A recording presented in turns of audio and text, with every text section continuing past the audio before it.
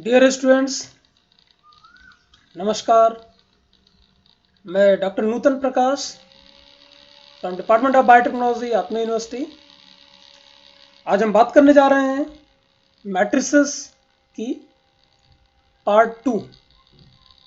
अगर आपने इससे पहले पार्ट 1 नहीं देखा है तो आप डिस्क्रिप्शन बॉक्स में जाके आपको लिंक मिल जाएगा। आप पहले पार्ट 1 देख लीजिए और बाद में आप पार्ट 2 देखेंगे, जिसमें हमें पढ़ने वाले हैं कि क्या सारे ऑपरेशंस हैं जो आप कर सकते हो मैट्रिक्स में। ओके। और पार्ट 1 में मैंने बात किया है इंट्रोडक्शन टू मैट्रिक्स और टाइप्स ऑफ द मैट्रिक्स, और कुछ और भी बेसिक बातें हमने पार्ट 1 में ऑलरेडी कवर कर ली हैं। तो चलिए हम बात करते हैं कि कौन कौन से ऑपरेशंस होते हैं जो हम परफॉर्म करते हैं मैट्रिसेस में।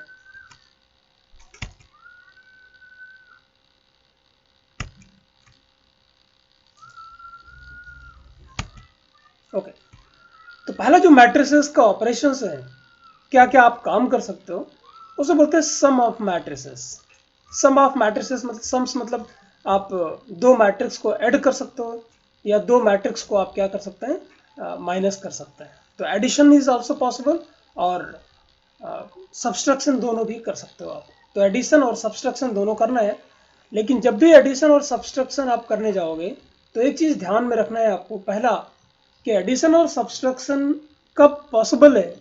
उसके लिए जो पहली कंडीशन है वो ये है कि जिन दो मैट्रिसेस में आप एडिशन या सब्सट्रैक्शन करना चाहते हैं उन दोनों के ऑर्डर सेम होने चाहिए। इसको बोलते हैं कन्फर्मेबल होना, whether two matrices are conformable और नॉट।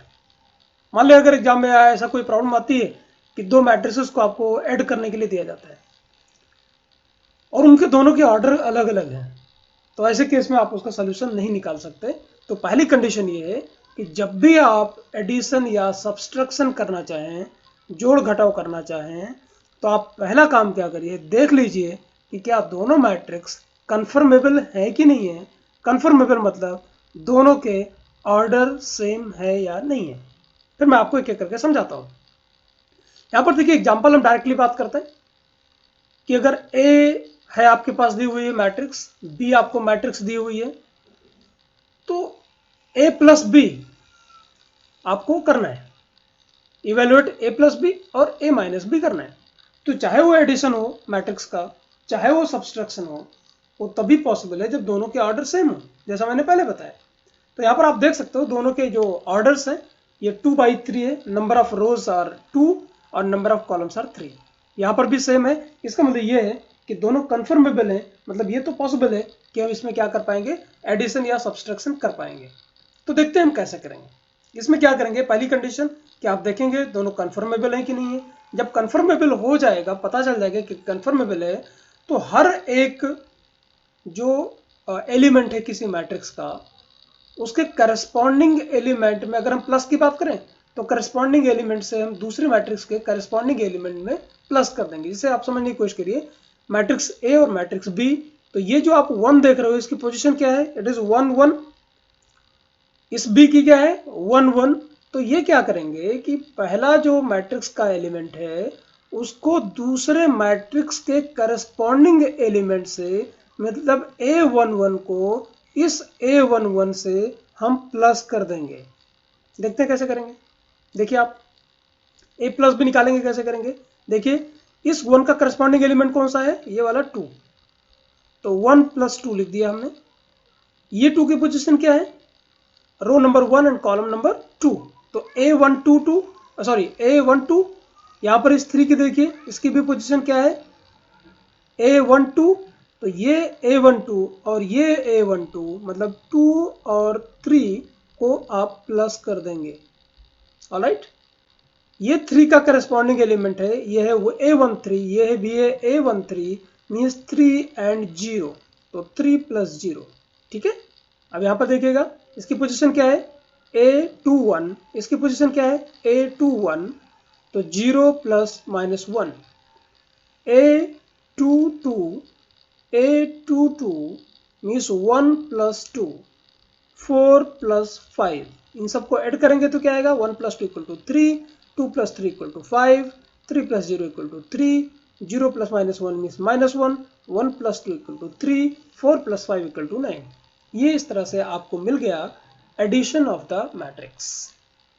ठीक उसी तरीके से हम सब्सट्रैक्शन भी कर सकते हैं। आप देखिए क्या क्या, a - b किया तो 1 का करस्पॉन्डिंग एलिमेंट है 2, तो 1 - 2, 2 का करस्पॉन्डिंग एलिमेंट है 3, सो 2 - 3, 3 का करस्पॉन्डिंग एलिमेंट है 0, सो 3 - 0। उन सबको कर देंगे तो आपको ये आंसर मिल जाएगा। इस तरह से हमने सीख लिया नंबर 1 पॉइंट कि हम क्या करेंगे, कैसे एडिशन करेंगे। एडिशन करने के लिए या सब्सट्रैक्शन करने के लिए पहली कंडीशन ये होनी चाहिए कि जो मैट्रिसेस हैं कन्फर्मेबल होने चाहिए। मतलब क्या हुआ, उनके ऑर्डर सेम होने चाहिए। फिर जब हम एडिशन या सब्सट्रैक्शन करने जाएंगे तो क्या करेंगे, उनके करस्पॉन्डिंग एलिमेंट में एडिशन या सब्सट्रैक्शन करेंगे।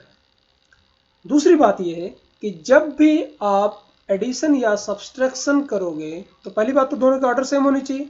अगर ऑर्डर सेम दोनों के आते हैं तो जो आपकी रिजल्टेंट मैट्रिक्स होगी, जो रिजल्ट वाली मैट्रिक्स होगी, उसका भी ऑर्डर वही होगा जो दोनों मैट्रिक्सेस का था। देखो इसका कितना था 2/3, इसका 2/3 था, इसका भी कितना आया 2/3, मतलब ऑर्डर तो सेम ही रहेगा।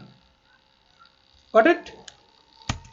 चलिए यहां पर देखिएगा, अगर दूसरा एग्जांपल आपको दे रहे, मान लीजिए आपका मैट्रिक्स है, फर्स्ट मैट्रिक्स, ये आपका सेकंड मैट्रिक्स, इसमें एडिशन करना हो तो इसमें एडिशन पॉसिबल ही नहीं है, क्योंकि इसका ऑर्डर कितना है 2/3, इसका ऑर्डर कितना है 3/3, तो दोनों कंफर्मेबल नहीं है।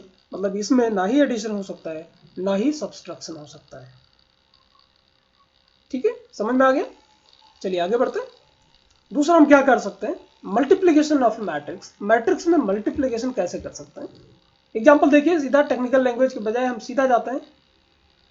देखिए एग्जाम्पल कैपिटल ए लिखा हुआ है, 0 1 2 3 0 1 4, ये इसके कुछ मैट्रिक्स एलिमेंट्स हैं, है ना। आपको बोला गया इवेल्युएट 3a, मतलब कोई एक स्केलर वैल्यू है ना। स्केलर वैल्यू मतलब आपको बताया था कि जिसमें number of rose and column same होंगे। एक कोई वैल्यू है, अब जैसे 3 है, सिंपल 3a करना है, तो 3a का मतलब क्या हुआ कि मैट्रिक्स के अंदर जितने एलिमेंट हैं उन सारे एलिमेंट को हम 3 से मल्टीप्लाई कर दें, बस सिंपल। कितना आ जाएगा, तो 3a बोलोगे तो क्या आएगा, इस 3 को 1 से करेंगे, 3 1 जा 3, 3 2 जा 6, 3 3 जा 9, 3 को 0 से करेंगे 0, 3 1 जा 3 एंड 3 4 जा 12। तो ये आपकी हो गई मैट्रिक्स 3a। बड़ा सिंपल है। अगर आपको एक ही वैल्यू से कैलकुलेट करना है तो दिक्कत ही नहीं है ना। जितने सारे वैल्यू, जितने नंबर, जो नंबर आपको दिया गया है उस नंबर से इंडिविजुअली सारे के सारे एलिमेंट्स को आप मल्टीप्लाई कर दो, आपका हो गया multiplication of A matrix bye scalar value. बहुत सिंपल। ओके, तो अगर हम आगे बढ़े, अगर हमारे पास एक का क्या होता है, अगर हमको किसी एक मैट्रिक्स को दूसरे मैट्रिक्स से मल्टीप्लाई करना होगा तो क्या करेंगे। यहां पर देखिए थोड़ा ट्रिकी है, यहां पर थोड़ा आपको एक आध चीज ध्यान रखनी पड़ेगी। देखिए क्या करेंगे, जैसे आपके पास दो मैट्रिक्स है ए एंड बी, आपको क्या करना है C = AB, इसका मतलब आपको मल्टीप्लीकेशन करना है। तो मल्टीप्लीकेशन करने के लिए आपको बताया था, जब हम एडिशन और सब्सट्रैक्शन की बात कर रहे थे तो बताया था कि दोनों मैट्रिक्स को कंफर्मेबल होना चाहिए। इस केस में देखते हैं क्या है कंफर्मेबल है। तो ए की अगर हम ऑर्डर देखें तो इसका ऑर्डर हो गया 2/3। बी की बात करें तो कितना हुआ, 3 रोज हैं और 2 कॉलम है, तो 3/2, मतलब एक कंफर्मेबल नहीं है। एडिशन के इसमें नहीं हो सकता, सब्सट्रैक्शन नहीं हो सकता, लेकिन इसमें मल्टीप्लीकेशन हो सकता है। मल्टीप्लीकेशन की जब हम बात करते हैं तो हम थोड़ा सा डिफरेंट सोचते हैं कि मल्टीप्लीकेशन के लिए कंफर्मेबल है कि नहीं है। तो इसके लिए एक कंडीशन है, एक कंडीशन देखिएगा। मैं डायरेक्टली इसको इस एग्जांपल से दिखाता हूं। पहले यहां पर ये समझ लीजिए कब मल्टीप्लीकेशन पॉसिबल है। ऑब्वियसली अगर ये ए और बी है, हम बाद में पिछले वाले एग्जांपल की हम बाद में बात करेंगे, अभी हम ये वाला एग्जांपल लेते हैं, A and B, right. C = AB आपको निकालना है। आपको क्या करना है, आपको ये पता करना है कि एडिशन अगर करना होता तो आराम से बता देते कि ये पॉसिबल नहीं है, क्योंकि कंफर्मेबल नहीं है। अगर सब्सट्रैक्शन करना होता तो भी हम नहीं कर सकते थे, लेकिन क्या मल्टीप्लीकेशन कर सकते हैं। तो मल्टीप्लीकेशन के केस में कंफर्मेबल की डेफिनेशन थोड़ी सी अलग है।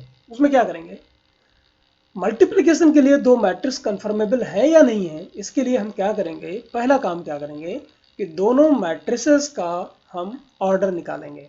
तो पहला ऑर्डर देखिए क्या है, इसका ऑर्डर कितना है 2 रो एंड 3 कॉलम, लिख दिया हमने। ओके, बी का देखते हैं क्या है, 3 रो एंड 2 कॉलम, ठीक है, 2/3 एंड 3/2। अब यहां पर एक ध्यान से देखना आप बात, यहां पर ध्यान से देखने वाली बात यह है कि जो पहली मैट्रिक्स है उसका जो नंबर ऑफ कॉलम है, पहली मैट्रिक्स है ये, उसका नंबर ऑफ कॉलम कितने हैं उसमें 3। दूसरी मैट्रिक्स के नंबर ऑफ रो जो भी यहां पे 3 है, अगर दोनों सेम है, वंस अगेन आई रिपीट, पहली मैट्रिक्स का नंबर ऑफ कॉलम और दूसरी मैट्रिक्स का नंबर ऑफ रो अगर सेम है तो ही मैट्रिक्स का मल्टीप्लिकेशन पॉसिबल है, अदरवाइज पॉसिबल नहीं है। समझ में आ गया? देखिए इसका ऑर्डर क्या हुआ 2/3, इसका ऑर्डर क्या हुआ 3/2। आप देख सकते हो इसमें कॉलम कितने हैं 3, इसमें रो कितने हैं 3। तो पहले मैट्रिक्स का नंबर ऑफ कॉलम दूसरे मैट्रिक्स के नंबर ऑफ रो से अगर मैच करता है तो मल्टीप्लिकेशन पॉसिबल है, अदरवाइज पॉसिबल नहीं है। अगर ये होता बाय द वे 2/3 एंड ये भी होता 2/3 तो पॉसिबल नहीं था, उन दोनों का मल्टीप्लिकेशन हम नहीं कर पाते। I think I am clear. तो पहले मैट्रिक्स का नंबर ऑफ कॉलम दूसरे मैट्रिक्स का number of row should be same. तो ये हम जानने की कोशिश करते हैं, जैसे हमने एडिशन पढ़ा था तो उसमें यह बताया था कि जब आप एडिशन करोगे जो उसका आएगा, जो पहले मैट्रिक्स रहा होगा वही सेम ऑर्डर आपको रिजल्ट में मिलेगा। लेकिन यहाँ पर ऐसा नहीं है। यहाँ पर कैसे नहीं है? यहाँ पर क्या करेंगे, जो वैल्यू ये रेड में दिखाया हुआ मैंने, जो मैच कर रही है उनको कैंसिल कर दो। ये पहले वाली की रो और दूसरे वाले की कॉलम, 2/2 आपको जो रिजल्ट मिलने वाला है वो 2/2 का मिलने वाला है। हालांकि यहाँ पे क्या था 2/3 था, यहाँ पे 3/2 था, लेकिन आपको रिजल्ट मिलेगा 2/2 की एक नई मैट्रिक्स मिलेगी। तो 2/2 अगर मिलेगी तो क्या करेंगे, उसका एड्रेस क्या होगा, उसका पोजीशन क्या होगा, ए, मतलब आपने 4 एलिमेंट लिख दिए 2/2 कर दिए, तो ये इसका रो नंबर 1 कॉलम नंबर 1, इसका रो नंबर 1 कॉलम नंबर 2, इसका रो नंबर 2 कॉलम नंबर 1, इसका क्या हुआ रो नंबर 2, सॉरी यहाँ पे गलत लिखा हुआ है, इट शुड बी रो 2 होना चाहिए यहाँ पर, please make the changes, it should be 2 मैं खुद ही चेंज कर देता हूँ, अदरवाइज कंफ्यूजन ना हो तो मैं खुद ही चेंज कर देता हूँ।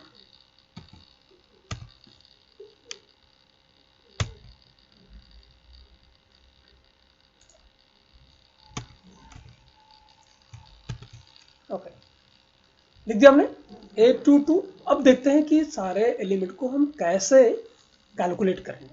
यहाँ पर बहुत ध्यान से देना, अदरवाइज जो मल्टीप्लिकेशन है इसमें बहुत कंफ्यूजन होता है।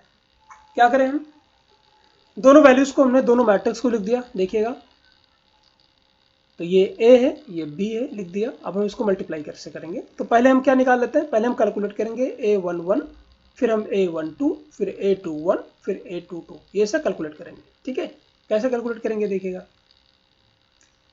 उसके लिए रूल क्या कहता है, as per the rule matrix के मल्टीप्लिकेशन का रूल क्या कहता है कि पहली जो मैट्रिक्स है उसके रो में वैल्यू कौन कौन सी है, 1 है 2 है और 3 है, उसको दूसरे मैट्रिक्स के कॉलम से एक एक करके मल्टीप्लाई करना है। समझने की कोशिश करिए, पहली मैट्रिक्स के रो को दूसरी मैट्रिक्स के कॉलम से इंडिविजुअली मल्टीप्लाई करना है। कैसे करेंगे देखिएगा, इसका जो रो नंबर 1 का इस मैट्रिक्स का जो पहला एलिमेंट है उसको दूसरी मैट्रिक्स के पहले एलिमेंट से मल्टीप्लाई करेंगे। देखिए कैसे करेंगे, 1 मल्टीप्लाइड बाई -1। अब क्या करेंगे, अब पहली मैट्रिक्स के दूसरे एलिमेंट को, रो के दूसरे एलिमेंट को दूसरी मैट्रिक्स के कॉलम नंबर 1 के दूसरे मैट्रिक्स के मल्टीप्लाई करेंगे। देखिएगा ध्यान से देखिएगा, तो ये 2 हुआ और ये 2 हुआ, यहां मल्टीप्लाई कर दिया। अब यहां पर देखिए रो नंबर जो आपका 1 है उसका जो थर्ड एलिमेंट है उसका मैट्रिक्स के थर्ड कॉलम वाले एलिमेंट के साथ मल्टीप्लाई करना है। तो आप देखिए इस 1 को इस -1 से किया, फिर इस 2 को इस 2 से किया और फिर इस 3 को इस वाले 5 से किया। तो 1 - 1 plus 2 plus 2 multiplied by 2 plus 3 multiplied by 5। यहाँ से ध्यान से देखिएगा आपको समझ में आ जाएगा। इन दोनों को आप जब आप सब करेंगे इन सारी वैल्यूज को तो आ जाएगा 18। अब देखिए क्या करेंगे, अब ये जो रो 1 है इसके हर एक एलिमेंट को दूसरी मैट्रिक्स के कॉलम नंबर 2 के साथ मैच कराना है। कॉलम नंबर 2 के साथ जब आप मैच कराओगे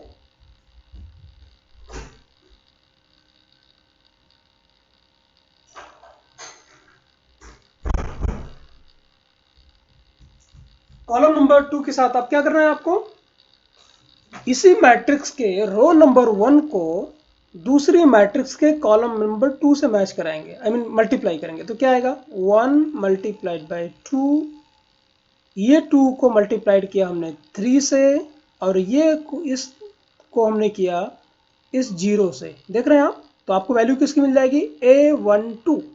तो बहुत सिंपल है, A11 ही ऐसा बोल रहा है कि पहली मैट्रिक्स के रो को दूसरी मैट्रिक्स के कॉलम से मल्टीप्लाई करना है। इसका मतलब क्या बोल रहा है, पहली मैट्रिक्स के रो को दूसरी मैट्रिक्स के कॉलम से मल्टीप्लाई करना है। अब क्या बचा A21, मतलब क्या हुआ, पहली मैट्रिक्स के रो को दूसरी मैट्रिक्स के कॉलम से मल्टीप्लाई करना है। तो देखिए क्या हुआ, 0 multiplied by -1, 1 multiplied by 2, 4 multiplied by 5। अब क्या बोल रहा है A22 मीन्स पहली मैट्रिक्स के रो नंबर 2 को कॉलम दूसरे मैट्रिक्स के कॉलम नंबर 2 से मल्टीप्लाई करना है। तो क्या हो जाएगा 0 multiplied by 2, 1 multiplied by 3। Pause करके वीडियो एक बार ध्यान से समझना। 4 मल्टीप्लाइड बाई 0, इन सबको आप करोगे तो 18, 8, 22 और 3 आ गया। अब आपको पता है ये A11 है, तो A11 ये हुआ, A12 ये हुआ, A21, A22, इस तरह से आप वैल्यू रख देते हैं तो आपका मल्टीप्लिकेशन हो जाता है। इस तरह से आप प्रैक्टिस करिएगा, लॉजिकली आपको क्लियर हो जाएगा कि हम मल्टीप्लिकेशन कैसे करते हैं। यहाँ पर एग्जाम्पल दिया हुआ है, आप इसे सॉल्व करिएगा। If A equal to something, B equal to something, आपको पता करना है कि AB कैलकुलेट करना है। तो AB मतलब A multiplication by B multiplied by B। तो देखते हैं क्या ये पॉसिबल है क्या। तो पहले का ऑर्डर देखिए 2/3, दूसरे का ऑर्डर क्या है 3/2, मतलब ठीक है पॉसिबल है। 2/3 एंड 3/2, इसका मतलब क्या हुआ 3 3 तो मैच कर रहा है, मतलब इसका जो रिजल्ट आएगा कैसा आएगा 2/2 आएगा। अब BA अगर हम करें, अगर BA निकालना चाहे तो BA को कैसे करेंगे देखिएगा। BA अगर हम करेंगे, BA अगर निकालेंगे तो पहले B को देखना पड़ेगा। तो B का ऑर्डर क्या है 3/2, और A का ऑर्डर क्या है 2/3। इसका मतलब ये हुआ कि अगर हम BA करना चाहेंगे तो हमको पहले B करना पड़ेगा। जिसको करना चाहेंगे उसको पहले देखेंगे। तो B का अगर ऑर्डर हम देखें तो इसका B का ऑर्डर आ रहा है 3/2, क्योंकि B में नंबर ऑफ रोज 3 हैं और कॉलम 2 है, ठीक है। अगर A की हम बात करें तो A में नंबर ऑफ रोज हैं 2, जबकि क्या है उसमें 3 है, कॉलम 3 है। तो ये इसका ऑर्डर दोनों का हुआ 3/2 एंड 2/3। तो आप देखते हो 2 और 2 दोनों क्या हो गए, कॉमन हो गए। तो इसका जो रिजल्ट आपको आने वाला है वो आएगा 3/3 का। इसका मतलब ये हुआ अगर आप ए बी निकालोगे तो आपको जो रिजल्टेंट मैट्रिक्स होगी वो 2/2 की होगी, लेकिन अगर बी ए निकालोगे तो रिजल्टेंट मैट्रिक्स 3/3 होगी। तो ऑब्वियस है आपका प्रूव हो जाएगा कि A B is not equal to B A. कैसे करेंगे देखिएगा, बहुत आसान है। मल्टीप्लिकेशन किया हुआ है, आप देख लीजिएगा इसको, ए बी क्या करेंगे, अब यहाँ पर डायरेक्ट किया हुआ है। आप जैसा पुराना मेथड मैंने बताया था एक एक करके इंडिविजुअली कर सकते हैं आप। जब आप एक्सपर्ट हो जाएंगे तो आप डायरेक्ट भी कर पाएंगे। तो देखिएगा मैं निकालने जा रहा हूँ, मेरी आंसर क्या होना चाहिए, इसका ए बी का क्या आना चाहिए बताया आपको 2 तो A12 पहले क्या निकालूंगा A11। तो A11 मतलब मैट्रिक्स ए की पहले रोज की को दूसरे मैट्रिक्स के पहले कॉलम से मैच कराएंगे, मल्टीप्लाई करेंगे। तो क्या होगा ये 1/2, तो 1/2 होगा तो कितना हुआ, ये 2 डायरेक्टली लिख दिया है ना। -2 को मल्टीप्लाई करेंगे 4 से तो कितना लिख दिया डायरेक्टली -8, फिर 3 को कर दिया 2 से तो डायरेक्टली कितना लिख दिया 6। डोंट गेट कंफ्यूज, यहाँ पर डायरेक्ट आंसर दिया हुआ है। अब क्या निकालना है मुझे A12 निकालना है, मतलब इस मैट्रिक्स का जो रो नंबर 1 है उसको दूसरे मैट्रिक्स से कॉलम नंबर 2 से मैच कराना है, मल्टीप्लाई करना है। तो क्या करेंगे 1 मल्टीप्लाइड बाई 3, यहाँ पर डायरेक्टली लिख दिया 3, ओके। -2 मल्टीप्लाइड बाई 5, कितना हुआ -10, 3 मल्टीप्लाइड बाई 1 कितना हुआ 3। ऐसे क्या करेंगे 4 -4 मल्टीप्लाइड, अब हम 2 1 निकाल रहे हैं, A 2 1 निकाल रहे हैं, तो कैसे निकालेंगे दूसरी रो को दूसरी मैट्रिक्स के पहले कॉलम से मल्टीप्लाई करेंगे। तो -4 मल्टीप्लाइड बाई 2 कितना हुआ -8, 2 4 जा 8, 5 2 जा 10। अब क्या करेंगे दूसरे कॉलम के साथ करेंगे, -4 3 जा 12, 2 5 जा 10 एंड 5 1 जा 5। ये आपका आंसर हो गया 0 -4 10 3। और आपको ये भी बताया था कि जो बी ए निकालेंगे तो सेम इसी तरह से काम करेंगे, और चूंकि आपके पास ए बी की वैल्यू आ चुकी है और बी ए की वैल्यू आ चुकी है और दोनों की सेम नहीं है, मतलब प्रूव हो गया कि A B is not equal to B A. Division of the matrix, कभी भी अगर डिवाइड करने का ऑप्शन आ जाए तो हम डिवीजन नहीं कर पाते, वी डोंट डिवाइड मैट्रिसेस, लेकिन हम उसको अलग तरीके से कर सकते हैं। आपको 2 मैट्रिक्स कर दिया हुआ है तो ए बाई बी कर दो, तो ए बाई बी मतलब ए इक्वल टू 1 बाई बी, यही हो सकता है ना, ए मल्टीप्लाइड बाई 1 बाई बी। इसको क्या ए बाई बी को क्या बोल सकते हैं, ए को मल्टीप्लाई करेंगे 1 बाई बी से, that is equivalent to A by B.